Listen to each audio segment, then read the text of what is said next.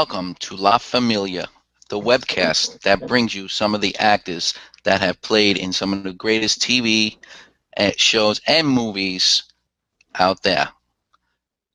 This first guest, I can't even explain how great this kid is. He's coming up like crazy. He's been in Analyze That, A Bronx Tale.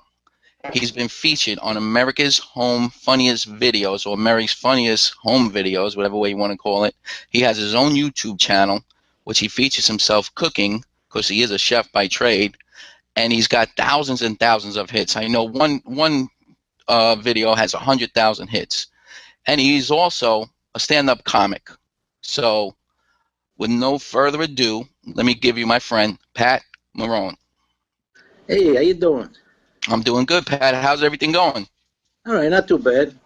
Did you enjoy your Sunday? Yeah, I worked. You worked? Oh, you didn't have no sauce today? Yeah, I made the sauce. Yeah, my residents had the sauce at the facility I work at. Yeah. All right, good. We do pasta every Sunday. Every Sunday, right? Me and my daughter do the same thing. You have to have macaroni on Sunday. Oh, yeah. So, go ahead. Let me ask you, so you were in Bronx Tale first, right? Yes. That was your first film? And, yes. And give me an idea of how'd you get interested in film, and how'd you actually get onto one of the greatest movies of all time? It was actually by accident. I was with a buddy of mine who we're not friends. We haven't spoken in years. We're not. He went down. He wanted to get this part in the movie. He said that De Niro's got this new movie coming out, and a friend of his got in there, and he says, "Take a ride with me. I want to try to get in." But casting was already over, so we got to Tribeca, and we went in there, and the woman, he went in there to try to get into the movie, and the woman said, "Casting's over. We're done." So he comes out. I said, "All right, let's go home." He said, no, I'm staying here until I see De Niro. I said, what are you, nuts? So we're staying there, and all of a sudden, De Niro comes walking out. I said, well, here's your chance. He runs over to him. He starts talking to him. And with that, De Niro goes to the assistant director, Sue Fiore, sends her over to talk to him about, I guess they liked him. And as De Niro's getting into the van, he looks over at me. Now, all of a sudden, now I become an actor. So I go, talking to me. Wow. To me. And he's pointing to me going, yeah, you. So I walk over there, and the woman comes to me. She goes, are you with him? He says, Bob wants you to call this number and come for at 4 o'clock. So I'm saying, oh, Bob wants to come, so it was great, So I went into this office for an interview, and I walked in there. I looked like Ralph Cramden, I was walking in, and I'm nervous. And De Niro gives me one of those De Niro faces, I'm sitting there, and I feel like I'm in one of the movies, and he goes, what's the matter, you in shock? I said, yeah, I'm in shock. And, he was a nice guy. We talked, and, he put me in the movie. It was great. It was a lot of fun. Wow. That is classic. Great story, especially in a movie like that, to get a part like that, because you have the look right off the bat. And you go in and support your friend to help him out, and De Niro picks you out and gives you a chance to get into a classic movie, Yeah, we both got in there. It was cool. And that's where we met your father in there. Your father was a hell of a nice guy, man. Rest in peace. Real nice guy. And him and Beansy and another guy, Mackie. And it was a lot of fun. Chaz Palminteri was one of the nicest guys, too. He's a regular guy, And it was a lot of fun. It was a great experience. Yeah, I know, man. That picture that you put up with my father and you and Beansy in that picture is a classic picture, And I know there were a lot of other pictures floating around that, were taken. I'm going to try to get my hands on some of them. But let me ask you, how, like, when you went on the set, like, did De Niro interact with you, or there was someone else setting you up in different scenes? Oh yeah, no, he was. It was funny because me and my buddy were in there, and every morning when he pulled up, because we go for an 8 o'clock call, we were there at 6 o'clock. He'd be laughing hysterical when he seen us, and wow. He'd tell you where to stand in the scene. Like I was in the scene shooting pool when the kids bringing the espresso down to the crab game, right? And back then in '92. Nobody had phones and stuff, so he was so precise. He's looking at the monitor as we're shooting the scene, and he comes walking in. He thought I had a beeper on me, but he was that he's very precise with everything. That's how like his eyes saw that, but it was my belt, you know. Yeah, But yeah, my father told me that he was definitely in the zone when he was directing the film, and you know that's the first and only direct that he did, right, yeah, and it was classic. I'm surprised he doesn't do more of that. You know? yeah, hell of a nice guy. He's a real gentleman. And then I met him again in the next movie. Analyzed that. I met him there, and he remembered me after that 10 years later, and nice, you know, he said hello to me. So Yeah, yeah. My father almost well, he was supposed to get the part for Eddie Mush in that oh movie. wow, Yeah, yeah. He went down to Tribeca, sat with De Niro one on one. De Niro loved him. He wanted to give him the part, but there were some political things involved with people at that time. I'm not going to say what or who it was. uh-huh. They sort of like blocked my father out. They didn't want him to get like close. Jackie, what was your father's name? My father's name Gurphy. Gurphy, Rocky Right. Blue, Chuck. You know, he had so many different names when he was in you know, overseas in Korea. They called him one thing. When he was here, you know, What was his he real name, something though? else. His name was Rocco. It was Rocco. Rocco Yeah. Mantra. Yeah. Yeah, we used to play cards on the set. It was a great set. We were hanging out. We used to play cards on the set every day. You know, Yeah, man, all that the must have guys been because we great. were all from the club. Yeah, we're all regular guys and everything. So, and like you said with your father, with that, there was a lot of things. A lot of people got blocked out for different things. I remember that being on the set. Somebody thought See? they were going to be in something. They got taken out. The guy that Yes. actually played Eddie Mush played himself because I seen him in the Bronx on Arthur Avenue, and he's the real Eddie Mush. Right. Oh, He actually okay. All played right. himself. Yeah, he was actually playing himself, so that was pretty cool too. Chaz put him Yeah, in there. man. Yeah, yeah. Because it was funny. I Yeah. seen him on the corner. I say Eddie, and everybody's calling him Mush. It was his real name. that Yeah. that was a classic movie, you know. I mean, I'm so glad that, you know, my father was in that movie. So it's always something that I can talk about. You know, he's passed away since then. He died in '97. He was also in Broadway Danny Rose, which is another classic movie by Woody Great, Allen. And great Woody movie. Allen loved him. He was a money ripper when they were doing the scene, you know, him and the other guy, and they were saying, oh, he's ripping up a 20, the other guy's ripping up that. And my father goes, money's a mere fascination. He throws the money in the air. That was all improvised by my father. Woody Allen loved him, you know. And he Yeah, that was used a to great tell, movie too. yeah, he used to call my house, Woody Allen, and tell my father to come up to, at the time, was called Michael's Pub on Monday nights. He used to play the clarinet or do some kind of music stuff, Woody Allen. And he was inviting my father up a lot, you know, and my father just never really was like pursuing an acting career or anything like that. You Right. know, it just so happened that they picked him up because of his characters and his looks, you know. So That's great. That's great. Yeah, we all had a good time on the set. You know, we put a lot of hours in. We all had a good time. It was a now lot of fun. from the Bronx though, you went to analyze that. Now tell me Well, what happened was the I didn't really act differences. any time. What happened was I really didn't do any more acting after that because I got offered to do the Sylvia Fay, the casting agent. She told me, give me my headshot, and she put me in. I'd be good for a lot of things. She was going to put me in Law and Order, but I never set my headshot in because I had a lot of personal things going on with money and stuff. When I was young, So I really didn't do anything after that. And then we got a call from I don't know if you know. Well, sure you know. Goodfellas, Frankie Severo, his brother Gaetano, called us up and asked me if I wanted to be in the scene and analyze that, and that's how we got in there. It was filmed in Exit. It was the topless bar scene, and Where was it? it was the Exit in Manhattan, the club. Okay, okay. Yeah, yeah. All the kids that used to work for me in the restaurants used to go there, and then when they called in sick from the bathrooms, that's how I knew the club. Yeah. Wow.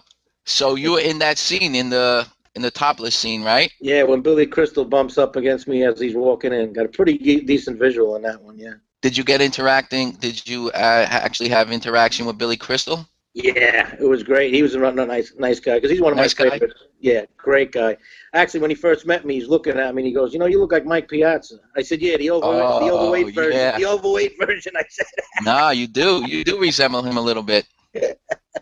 If anyone But doesn't know, Mike Piazza used to play for the New York Mets.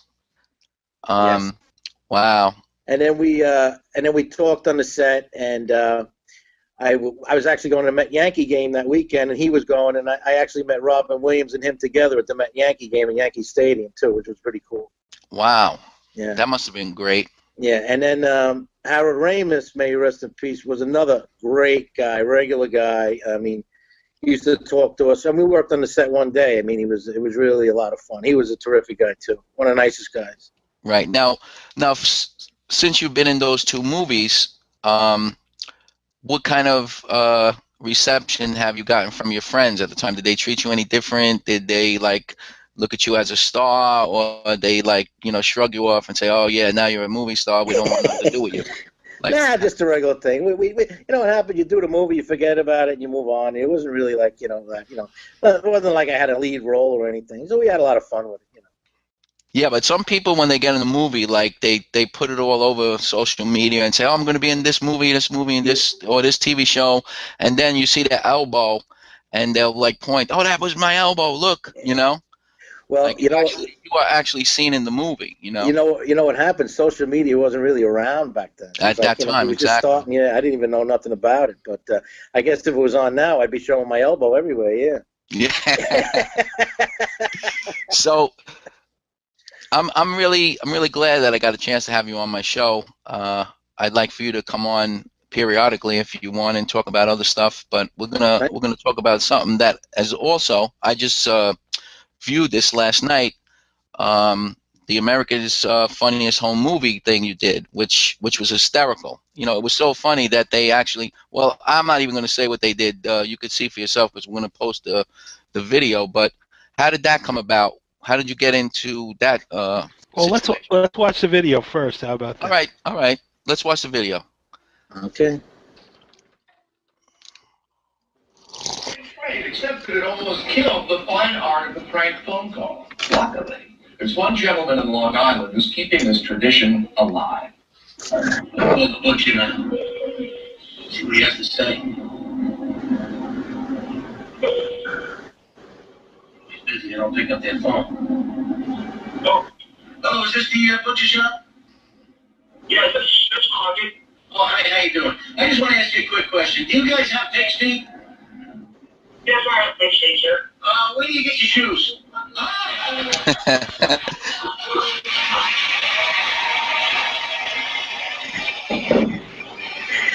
Now we appreciated this guy so much. It says we love this guy so much, the prompter, but not really. We appreciated him enough.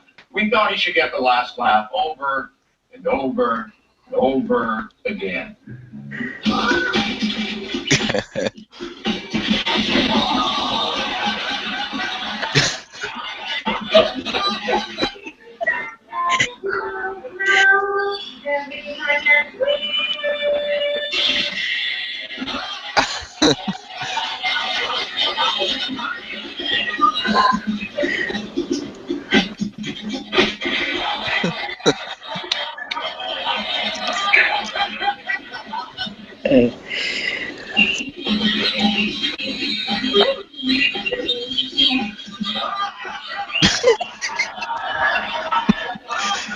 Oh, that's terrible.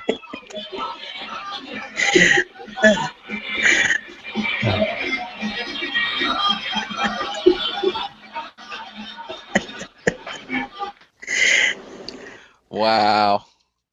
That was great, man. That was funny. I watched it like 4 times. Can I say something? Can I say something? Yeah, sure.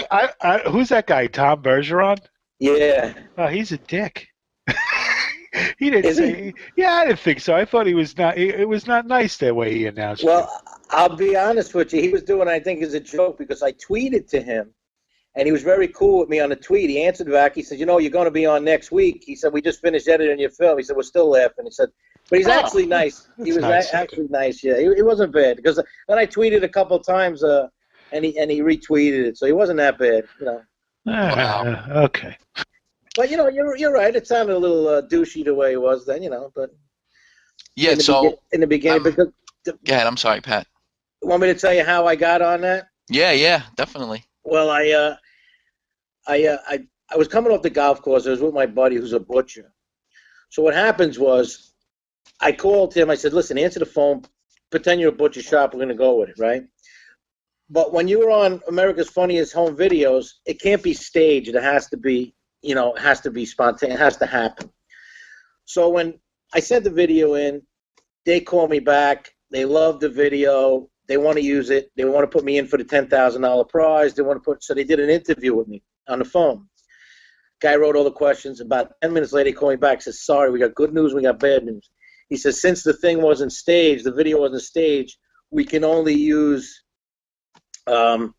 we can't use it for the $10,000 prize." He said, "But the producers loved it so much that they want to buy it from you, so they bought it from me from $500." And that's how they used my head to laugh to put into those other scenes that we did, you know. Wow. And then they said the producers love you, send some more in. So that's all they had to say to me. So I sent a few more in, and I got on 2 more times. One with a prank called "My Mother's Boss," a podiatrist, and then the other one was we were on a golf course. We see the sign "Scattered," and we ran around and we made a scattered. We were running around scattering, you know. And those now I got another.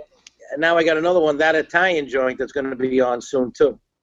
Oh, great. Yeah. You got to let us know where we can see it and when it's coming up. With all your other info, just before we leave, I'll give you a chance to give us your website, YouTube channel, and everything like that. But that's hysterical, man. That is really funny. I'm sure you got a lot of your friends talking when they seen that stuff on there. I got calls from everybody. I was hysterical because I didn't expect the head to come out. I was hysterical. I was in tears. Yeah, everybody called. It was really fun. It was good. That was good. That was really good. So you got you had 2 other videos besides that one, and now you got another one that they accepted? Yeah, but because I know they accepted it because they put third-party copyright thing on it. And I called them. I said, "What's this about?" They said, "We're going to use it in the future. We'll let you know when it's going to be on." Huh. Did they pay you for all of them? Did they pay you for all of them? Nah, they just paid me for the pig feed one because they wanted to use it for something, you know. Right. So with this one coming up, is that going to give you a chance to be in the $10,000, get the $10,000 prize? Yeah, I guess so. Yeah, because that was like acted too. I don't know. They might because it wasn't a prank. So right. We were just doing a little act on there. Me and my buddies. Right. After golf, we saw this restaurant and we went with it, you know. Meanwhile, when we did that video, we were halfway down the road. They said, "Turn the car around." I said, "What are you doing?" I said, "Turn the car around. We got to do a video." So my friend, just as nutty as we are, he said, "All right, I'll film it. We got to go back." And we did the video right in front of the restaurant. Okay. Yeah. Now, prior to you, how did you think about sending your thing into there? Did they say that like the week before, we're looking for certain things? Is that how you got involved with it? No, I just I seen it on the website. I guess on Facebook, I saw somebody on America. I said, "Oh wow!" People I said, "Let me try the video." I said, "This one should be funny. Let me try it out." So I tried it out, and then that was it. My first video I ever sent in. They did it, you know. Yeah, you never know, right? Yeah. That's great. Congratulations, because that's classic. That'll be on for ever. You know. You want to know what's funny about that though? The people around the world that watch it are so critical of things. They were writing in, "How can you let that guy in there? That Italian guy is driving in his car. That's dangerous. He can get an accident." Are you serious? And I'm saying it's a joke. I was driving around in a parking lot. What am I going to do? Crash into a parked car? I mean, you know, they were making a big. Yeah, it was funny. It's like I said, these people got nothing better to do in the world. I thought you were going to say that they were complaining because when you came out of the toilet bowl and that little girl was in there, I thought maybe that. Yeah. But driving around, what are you kidding? That was tough coming out of that toilet bowl. That was great. That was awesome. But what was that supposed to come out of there? It was something else. I don't know. They did it with their trick photography or whatever. But that was classic. Yeah, it was. But people got nothing better to do. It was pretty funny how the comments are. So. Yeah. So now you also do videos for yourself on YouTube, right? Because you are a chef by trade. And would you decide to make videos about cooking, or you just do any kind of random videos? Like what's your need for that? I do videos. It started out with the cooking video. I do videos for a site called idealchef.com. So Ideal Chefs? Idealchef.com. I got 24 cooking videos on there, you know. So I started that. And then I did some on my own YouTube site. I said, well, why not do it there, you know? And my buddy, we did this video called Sunday Sauce. My buddy says, I want to really do a nice video. My friend Steve, Valahovic. He's a songwriter, and he's a. And You could plug him. You could tell him who he is. Yeah, he's a songwriter. He's been in movies. Movies. He's been on All My Children. He's an actor. What's his name? Steve Valahovic. Okay. And he's been in plays, Guys and Dolls, all that stuff. So he's an actor. He said he wanted to produce this video for me, the Sunday Sauce. So he wrote a song in 3 days, and he produced the whole video for me. And I did the editing and stuff. And it was really, really, he did a nice job. And we got like almost 100,000 hits on it. So you got like 93,000 hits. Yep. Yeah. So it's yeah. So we're gonna do a couple more, and we did it at my friend's Dan's house. So we got a lot of good feedback on it. So and that was it. So and then we do the goofy videos we do on when we're on the golf course. Whatever. Yeah, I seen the one you did about the balls. How do you keep your balls warm? Is that it? Yeah. We should have. I was wearing flannel leggings. I had my friends with long johns. I should have. They didn't look like long johns. That was definitely Ralph Cramden swinging that golf club, bro. That was good. That was good. And what is your YouTube channel? Can you give us that information? Pat Marone. Just Pat Marone. And Marone, it's P-A-T-M-A-R-O-N-E. Pat Marone. Yeah. Okay, one off. Yeah, okay, so that's one of his things. His YouTube channel is Pat Marone. Do you have a website or anything like that?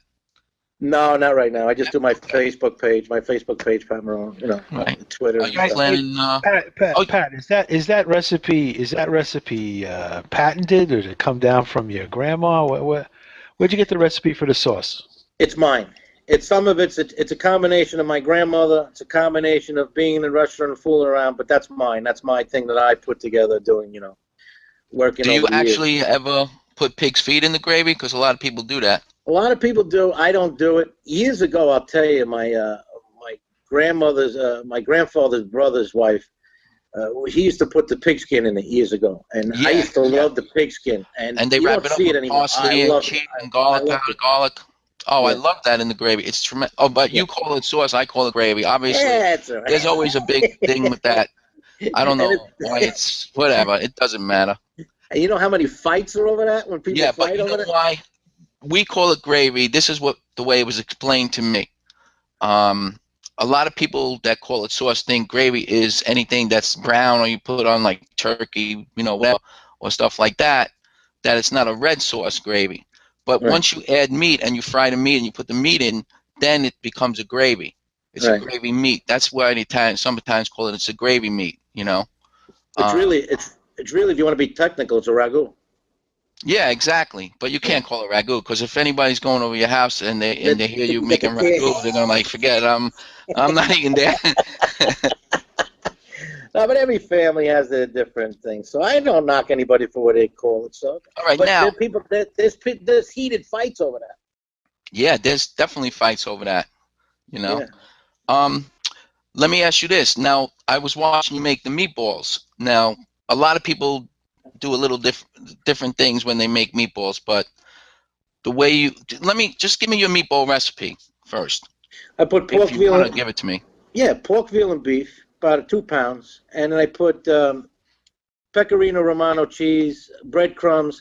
I use a cup of marinara pomodoro sauce, and the reason why I do that is because I cook the garlic and the onions in with that because I don't like to put raw garlic and onions in the meatball. So I get the flavor out of that, and I get the moisture with the tomatoes and stuff like that. So I fooled around with that with a friend of mine's father years ago in the kitchen at a restaurant I used to work at, and we came up with that recipe, and I've been using it ever since. It was actually his idea, and we used it ever since, and it's really good. Good. Yeah, see, when I was growing up, the people like my mother, my grandmother, they used to do instead of putting breadcrumbs, they used to soak the Italian bread in milk. Right. And then they would just add it to like soften the meatball after it was cooked, and also it would take away the meat flavor. Right. And nowadays you got different meats. You don't have to worry about. They used to squeeze the bread out and put it in there. Yeah. Yeah, exactly. Exactly. Yeah, that's how I do it. It's just because I follow the traditional recipe in my family. That's what everybody does. Not just for the taste or anything like that, but just for the tradition of it. And that's Italians the way it should have be. traditions, And that's the way it should be. Everybody makes everything different, sauce different, Yeah. everything, and that's everybody's got different tastes. Yeah, and some That's what the people, beauty of Italian food is too. You know, it's great everybody to be has their own Italian, little thing. man. I Yeah. would never want to come back as anything else, you know.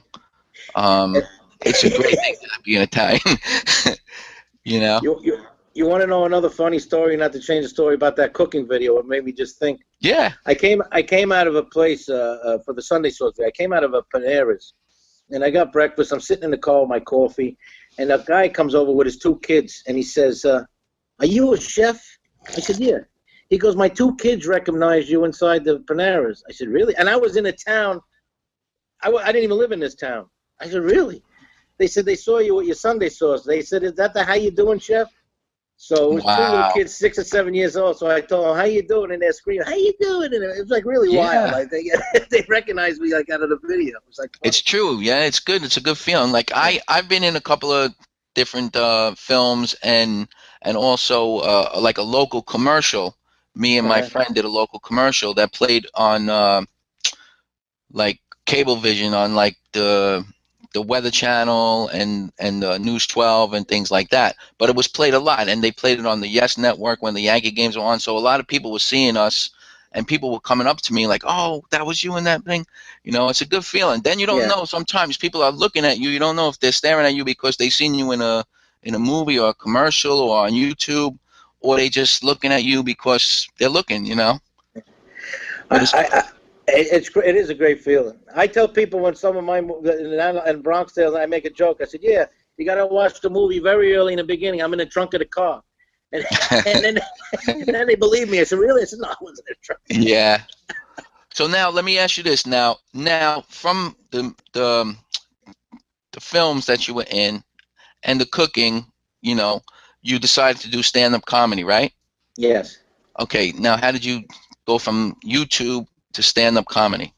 I just said it's something I want to try, and I saw the Governors was running a class, and for my cooking videos and stuff like that, I said, I can only help, and I love making people laugh, and I always I always wanted to try it, So I said, to hell with it, and I took a class at Governors, and John Truson, who was the teacher there, and I took the class, and I've been on stage. August 24th was the first time I was on stage, and I've been on there about 20 times since then. I've been on stage, and I'm really enjoying it. It's fun.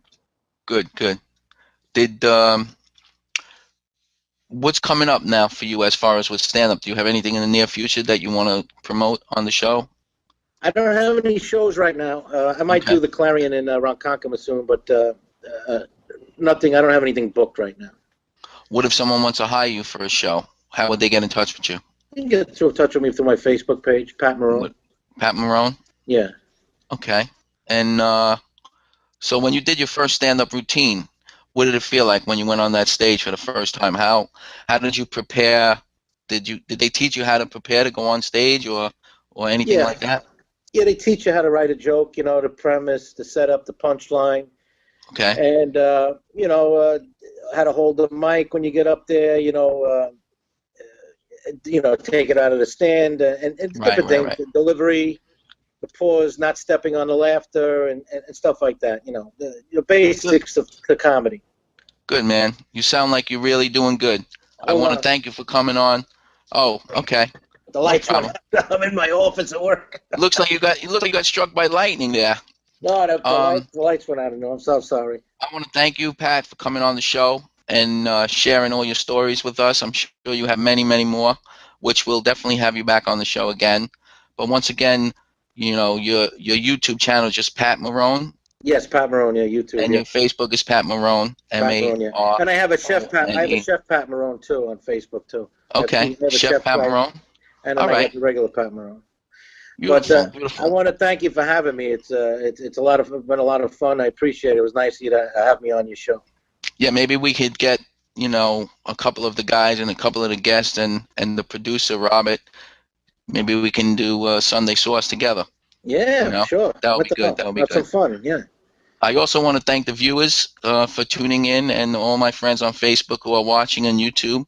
Have a great rest of the Sunday and a great week ahead. And thank you, Pat Marone, and have a great night. Thanks, Pat. Thank you. Thank you, everybody.